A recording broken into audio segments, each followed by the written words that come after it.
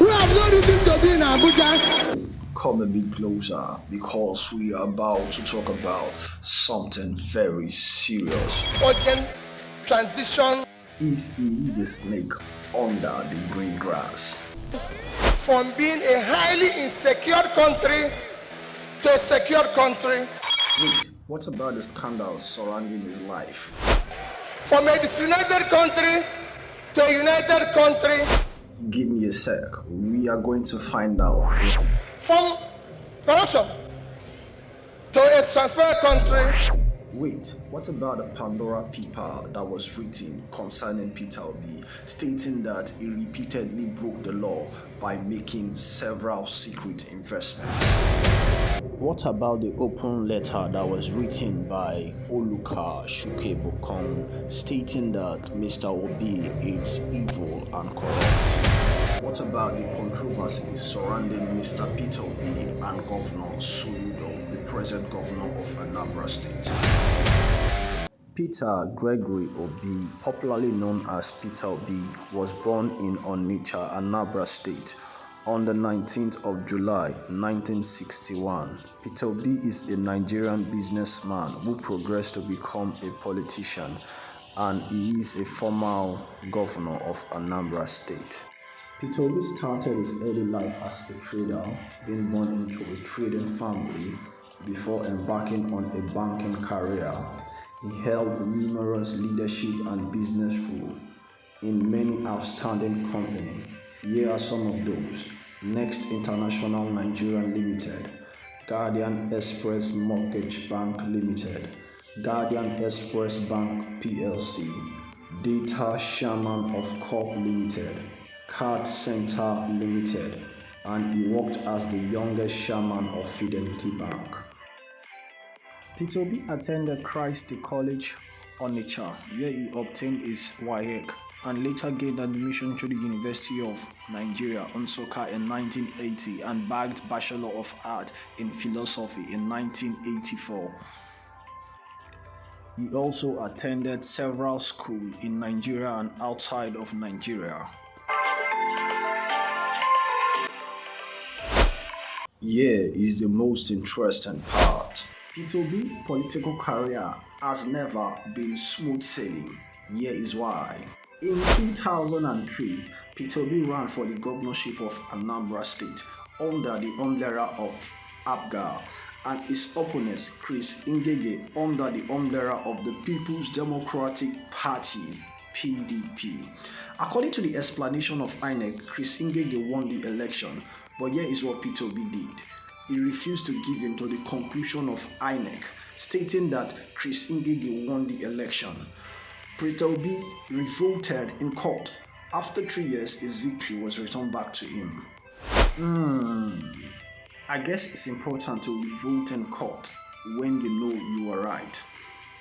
Peter Obi finally won the court case and was inaugurated in 17th of March 2006.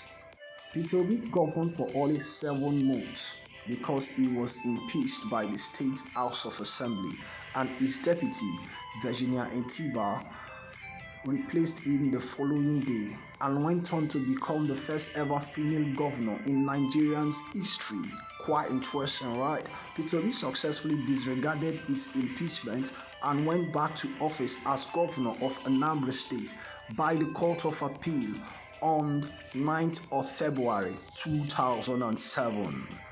Peter Obi contested for Anambra State governor yet again in 2010, and he triumphed over his opponent, Professor Charles Chukwuma Soludo, who is the former CBN governor and the present governor of Anambra State as at 2022. Mr. Peter Obi ran for the position of the vice president during the 2019 presidential election. Nevertheless, he lost the election to the incumbent president, President Muhammadu Buhari. If a man is that credible and good in governance, he should have some award tied to himself, right? He is the first gubernatorial candidate in Nigeria to legally sue INEC concerning election results. He won after 3 years of court proceedings and reclaimed his mandate.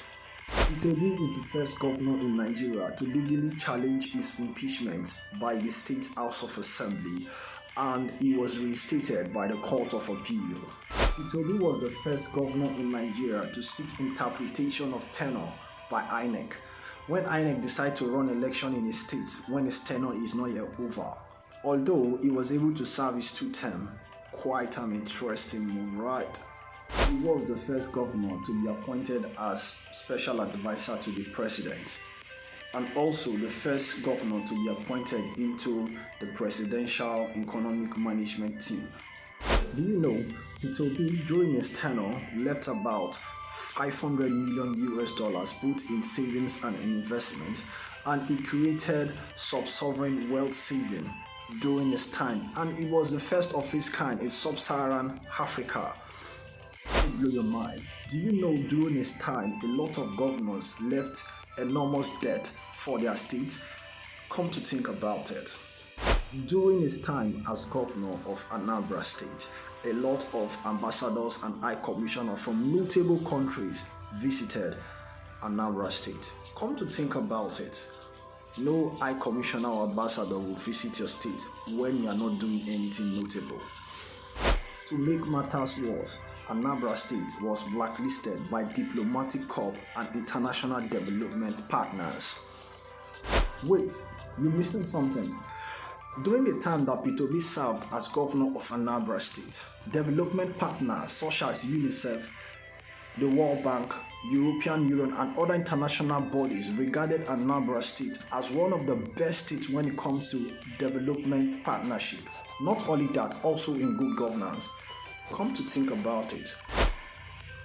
Peter Obi, during his tenure as governor, he was regarded as the best governor by MDG and UNDP in the implementation of their program in Nigeria. Wait a minute. During his time as governor of Anambra State was rated as the least indebted state in Nigeria by the Nigeria Debt Management Office. Come to think about it, he executed a lot of projects during his time, and he did not borrow any money, and neither did he raise bonds for his project. So how did he pull it off? Wait a second. Even the Senate rated Anambra State as the most financially stable state during his time. Another breathtaking and groundbreaking record in the educational sector was really quite shocking to a lot of people, but he pulled it out anyway. When he left office as governor of Anambra State saw first out of 36 states. That is quite impressive if you ask me. Obedience movement that started when Peter Obi became the flag bearer of the Labour Party. Quite an interesting movement if you ask me. The obedience movement are not just made up of youths in their 20s or in their 30s. It's made up of every individual in Nigeria that is tired of the present system of governance and leadership. Nigeria is desperately in need of a messiah that is going to save us from bad governance and leadership.